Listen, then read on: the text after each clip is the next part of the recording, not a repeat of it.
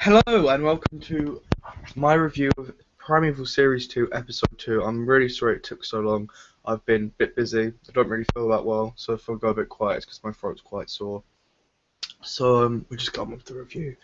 This episode is Episode 2 of Series 2, like I said before, and it's very different to what we're used to in a way, because we were kind of left in a cliffhanger with Episode 1 with Jenny Lewis, aka Claudia Brown, and yeah, it kind of picks up from that, like these nice little flashback sequences, which are nice, a bit random, like it's all black and white, which I think really adds to the effect of Cutter, like saying, "You're Claudia Brown," and then this poor woman's just like, "No, I'm really not," and you can see he's really scaring her, but he's so like, "What the fuck?"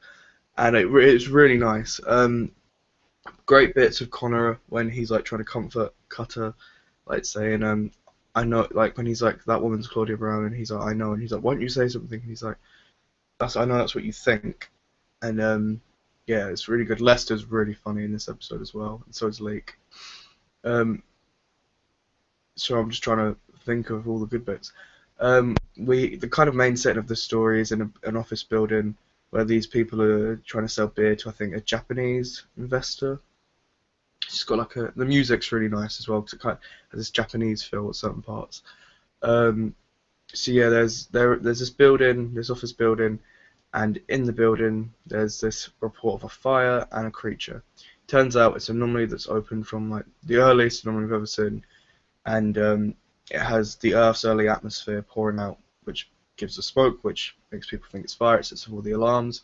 Everyone else is out apart from these people because of this absolute dickhead who's called Terry, and you see him at the beginning of the episode like prancing around looking at all these girls, like a complete knob, which although I think is just really annoying to watch, I think it really helps when he dies because you kind of want him to die. You're kind of like, he deserved it. It's not like, oh, that poor guy. You're kind of like, good on him. He's really good on the creatures, not good on him. But it's there's a really nice well, I forgot what I was going to say. Sorry, this is going to be a bit rambling.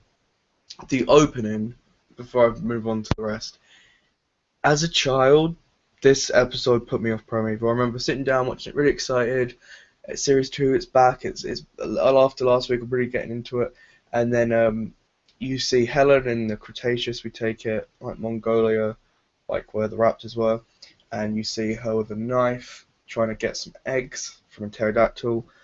Pterodactyl like pushes her, she hits a rock, she's got cut, so she decides to cut herself, and it just doesn't make sense. I still, from this day, like nearly, like, is it like 6 years on, I still don't understand what the hell's going on. It just felt really, really weird, and she just screams, and it pans out to this desert, and that as a kid scared me so much. I thought she cut her leg off. I didn't watch the episode. I tried to get it out of my head, the whole series, but I couldn't, so I went back next week, and my mom's friend, her little boy used to watch it, so she like reassured me, so I went back and watched it. I did enjoy the episode, but that just put me off. Now looking back on it, it's a bit silly, but I can see why it scared little me. So yeah, moving on. You see Helen kind of go into Stephen's flat. That's a bit weird. Like, Helen's back. Stephen doesn't tell Cutter, and he's adamant that she leaves the flat, but she knows she's just playing with him. I think she cuts herself to try to get Stephen's sympathy. Yeah, that's a bit weird. Jenny in this episode, this episode kind of feels like this could have been episode 1 of series 2 if we knew about Jenny, which isn't a bad thing. I really, really do like this episode, and I really like last week's. Jenny in this is great. She's kind of so different to Claudia, yet like you can tell she's not the same person. And Cutter's like, her and Cutter, they're kind of banter, hate, like you can see there's chemistry, but it's so messed up. You don't really know what's going on. I really like that. Connor and Abby are great. This week we kind of see development in their story arc, really. After last year, like with series 1, you kind of think, oh, you know from the minute you meet them they're going to get together when this whole thing happened. But it's trying to keep their story fresh and inventive. So I really like the way they could have easily went like put them together by now, but they introduce a third person relationship, and it really just doesn't work out as we see throughout the series. We introduce Caroline, who's a complete bitch. You can see she's just like completely using Connor. And it's just so put on her act, and she's great. She's a great character. I don't like her at all, but she's a great character. Really glad she's in it. She kind of meets him at the no, the DVD shop, and she's like, "I want something sci-fi." And it's just like, "Connor, you idiot! You're an idiot." And then like she goes back to Connor and Abby's, and you can see she's just bitchy to Abby straight away. Like, "What's that thing?" And she's like, "That thing is my lizard." And Rex doesn't like her, which is really cool. And yeah, it's kind of like I think this is when Abby kind of realizes that she does like Connor in a more than friendship. I think this is when she kind of sees that when someone else is with him, it's kind of a bit like he's mine. But we're not really in this episode, but as the series develops, and we'll talk about that as we go on. Lester and Leek, really funny again. Leek in this episode, you can kind of see when he's not with Lester, he's kind of the little weak man, like completely arse-licking Lester the whole time. Then when he's with Connor and Abby, with the guard, like he's like looking for all the weaponry because they need weapons to get rid of the fog, and he's really like rude to them, like he's like really bossy and tries to, like, he's really jobs work, like you really don't like when he's not, like when he's with people who are not head office, he kind of pushes them around, and he's just embarrassing. I do like Leek though, because as a character I don't, but I like his portrayal. I like the character as he's just an idiot, but I like, if you get what I mean. I hate like him, like you should with villains, or is he a villain? We'll find out. I really like Steven.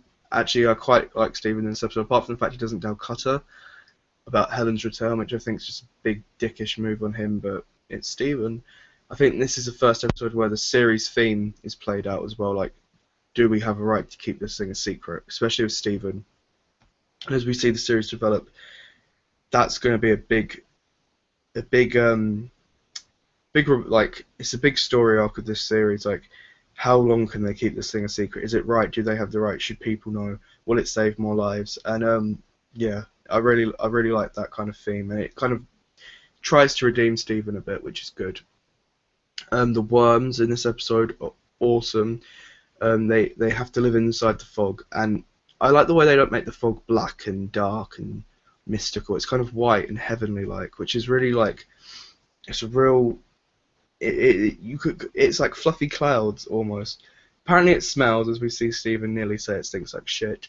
But no, I like that, and the worm CGI is amazing. Like the bit where Steven photocopies it and Piers one's head, like stabs it through the neck into the water bottle thing. I really like that. Really great use of CGI. Great creature. Something different for the show as well. There's a fire lady in this firewoman, I don't know what you. I know it sounds really sexist, but is it fireman or is it a fire lady? I'm really sorry if I really don't know what the right technical term is, but you know what I mean. There's a firefighter. That's probably the right term.